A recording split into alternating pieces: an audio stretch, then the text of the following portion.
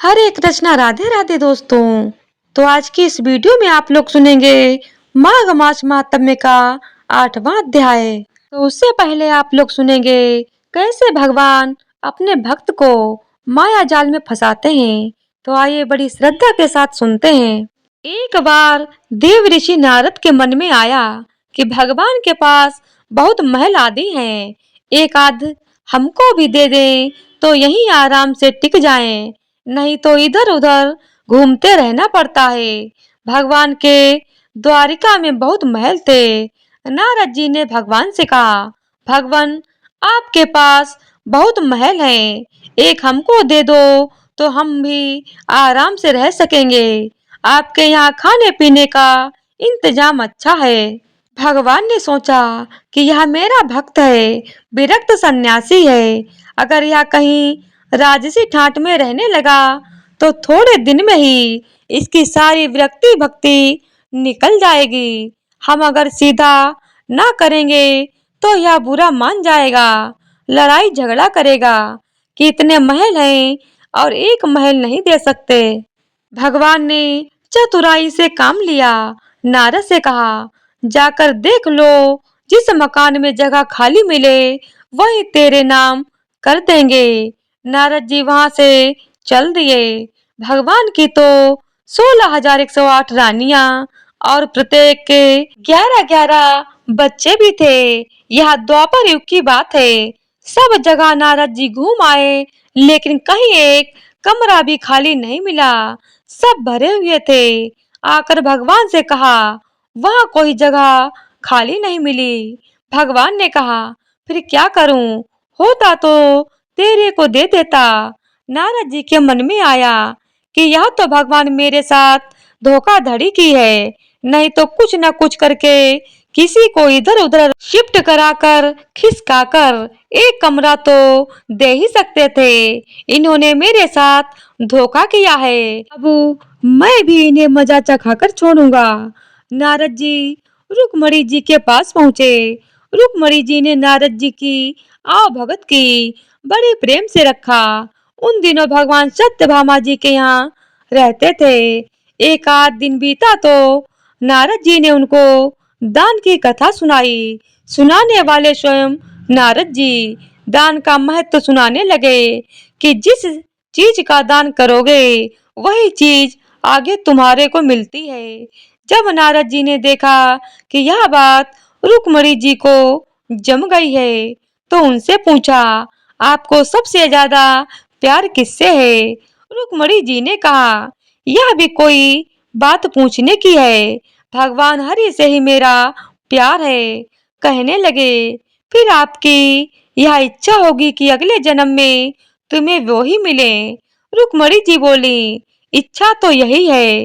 नारद जी ने कहा, इच्छा है तो दान कर दो, नहीं तो नहीं मिलेंगे। आपकी सौतें भी बहुत हैं और उनमें से किसी ने पहले दान कर दिया उन्हें मिल जाएंगे, इसीलिए दूसरे करें, इससे पहले आप ही कर दें। रुक्मणी जी को बाबा की बात जम गई। जन्म जन्म में भगवान मिले तो दान कर देना चाहिए। रुक्मणी जी नारद जी ने संकल्प करा लिया। अब क्या था, नारद जी का काम बन गया। वहां से सीधे सत्यभामा जी के महल में पहुंच गए और भगवान से कहा कि उठाओ कमंडलू और चलो मेरे साथ। भगवान ने कहा, कहाँ चलना है? बात क्या हुई? नारद जी ने कहा, बात कुछ नहीं, आपको मैंने दान में ले लिया है। आपने एक कोठी भी नहीं दी थी, तो मैं अब आपको भी बाबा बनाकर पेड़ के नीचे सुलाऊंगा। सारी बात कह सुनाई। भगवान ने कहा, रुक्मणी ने दान कर दिया है तो ठीक है, वह पटरानी है, उससे मिल तो आए। भगवान ने अपने सारे गहने गांठे, रेशम के कपड़े सब खोलकर सत्यभामा जी को दे दिए और बलकर वस्त्र पहनकर, भस्मी लगाकर और कमंडलू लेकर वहां से चल दिए। उन्हें देखते ही रुक्मणी के होश उड़ गए। पूछा, क्या हुआ?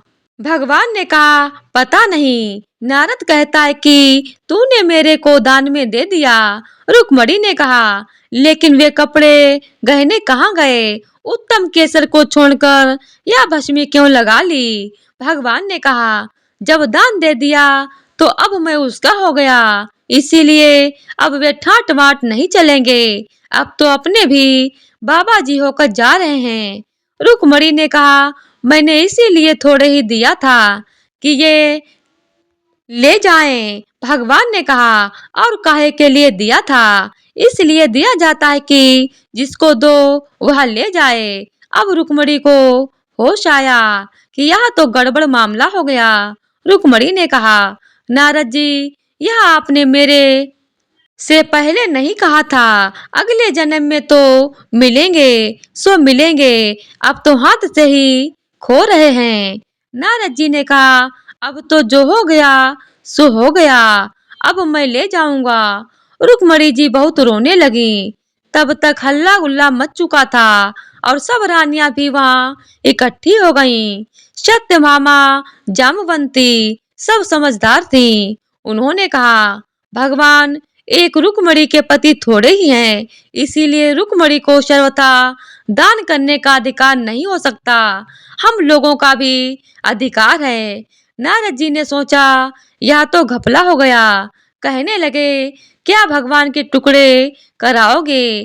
तब तो 16,108 रानियां हिस्से होंगे।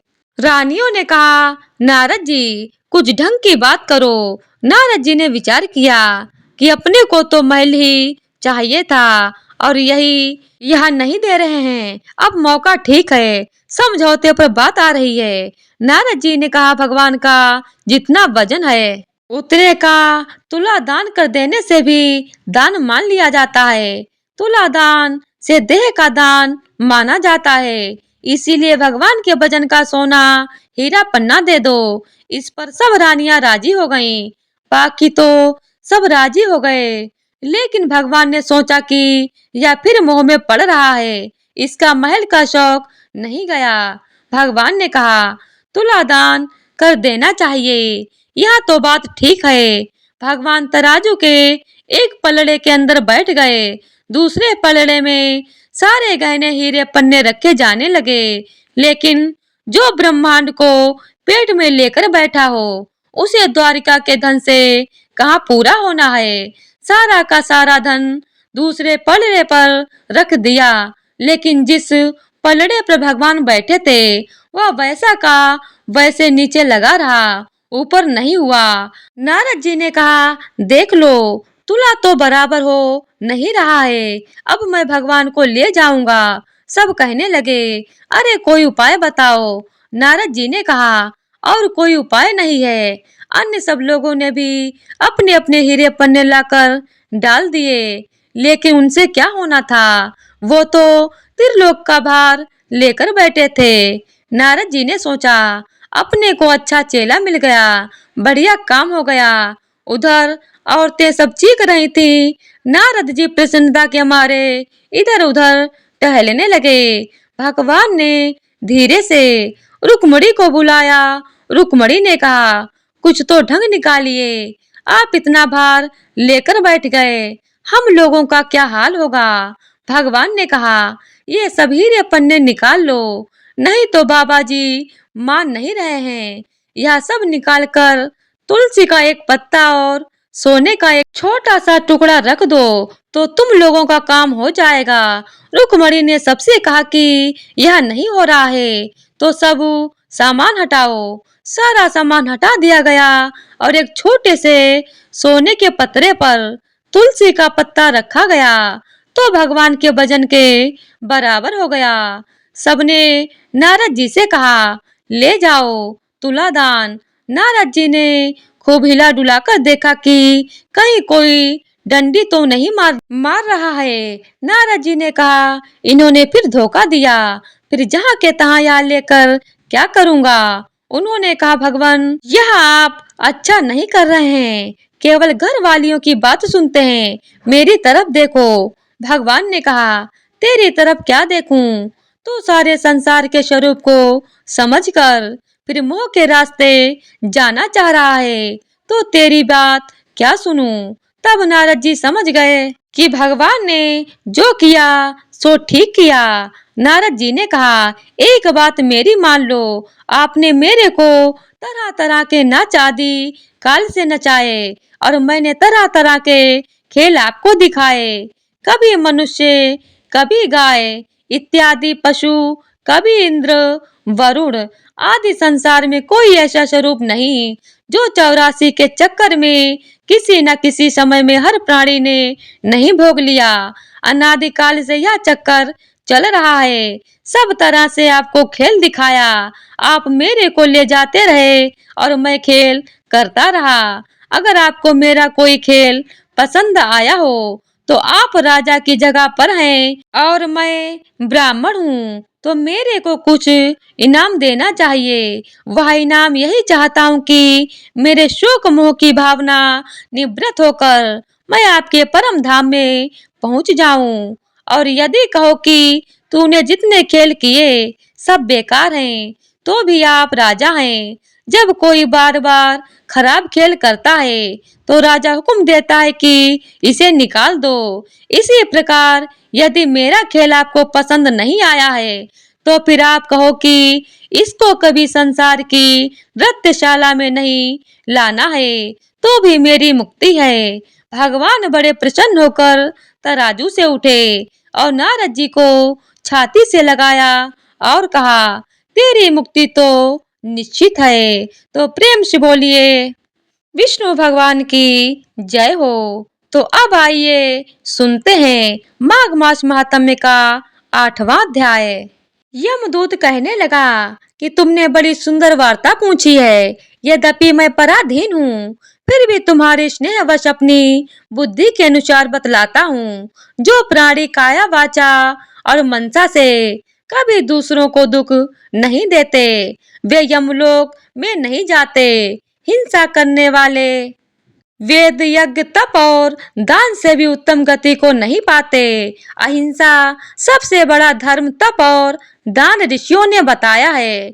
जो मनुष्य जल या पृथ्वी पर रहने वाले जीवों को अपने भोजन के लिए मारते हैं, वे कालसूत्र नामक नरक में पड़ते हैं और वहां पर अपना मांस खाते हैं और रक्त पीप पान करते हैं तथा पीप की कीच में उनको कीड़े काटते हैं। हिंसक जन्मांध, काने कुबड़े, लूले लंगड़े, दरिद्र और अंगहीन होते हैं। इस कारण इस लोक तथा परलोक में सुख की इच्छा करने वाले को काया वाचा तथा मन में दूसरों का द्रोह नहीं करना चाहिए। जो हिंसा नहीं करते उनको किसी प्रकार का भय नहीं होता। जिस तरह सीधी और टेढ़ी दोनों प्रकार की बहने वाली नदियां समुद्र में मिल जाती हैं, वैसे ही सब धर्म अहिंसा में प्रवेश कर जाते हैं। ब्रह्मचारी, गृहस्थ, वानप्रस्थी तथा यति सभी अपने अपने धर्म का पालन करने और जितेंद्रिय रहने से ब्रह्मलोक को प्राप्त करते हैं। जो जलाशय आदि बनाते हैं और सदैव पांचों यज्ञ करते हैं, वे यमपुरी में नहीं जाते। जो इंद्रियों के वशीभूत नहीं हैं, वेदवादी और नित्य ही अग्नि अर्थात हवन आदि का पूजन करते हैं, वे स्वर्ग को जाते हैं। युद्ध भूमि में जो शूरवीर मर जाते हैं, वे शूर लोक को प्राप्त होते हैं। जो अनाथ स्त्री शरण में आए हुए तथा ब्राह्मण की रक्षा के लिए प्राण देते हैं, वे कभी स्वर्ग से नहीं लौटते। जो मनुष्य लूले लंगड़े, वृद्ध, अनाथ तथा गरीबों का पालन करते हैं, वह भी स्वर्ग में जाते हैं।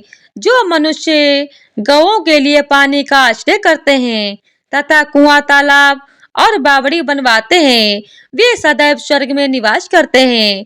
जैसे जैसे जीव इनमें पानी देते हैं, वैसे ही उनका धर्म बढ़ता है। जल से ही मनुष्य के प्राण हैं, इसीलिए जो प्याऊ लगवाते हैं वह अक्षय स्वर को प्राप्त होते हैं। बड़े बड़े यज्ञ भी वह फल नहीं देते जो अधिक छाया वाले मार्ग वृक्ष में लगाने से देते हैं। जो मनुष्य वृक्ष रोपण करता है वह सदैव दानी और यज्ञ करने वाला होता है। जो अच्छे फल और अच्छी छाया वाले मार्ग के वृक्षों को काटता है वह नरकगामी होता है। तुलसी का पौधा लगाने वाला सब पापों से छूट जाता है। जिस घर में तुलसी वन है वह घर तीर्थ के समान है और उस घर में कभी यमदूत नहीं जाते। तुलसी की सुगंध से पितरों का चित्त आनंदित होता है और वे विमान में बैठकर विष्णु लोक को जाते हैं। नर्मदा नदी का दर्शन, गंगा का स्नान और तुलसी दल का स्पर्श, यह सब बराबर बराबर फल देने वाले हैं। हर एक द्वादशी को ब्रह्मा भी तुलसी का पूजन करते हैं। रत्न, सोना, फूल तथा मोती की माला के दान का इतना पुण्य नहीं जितना तुलसी की माला के दान का है। जो फल आम के 1000 और पीपल के 100 वृक्षों को लगाने से होता है वह तुलसी के एक पौधे के लगाने से होता है। पुष्कर आदि तीर्थ, गंगा आदि नदी, वासुदेव आदि देवता सभी तुलसी में वास करते हैं।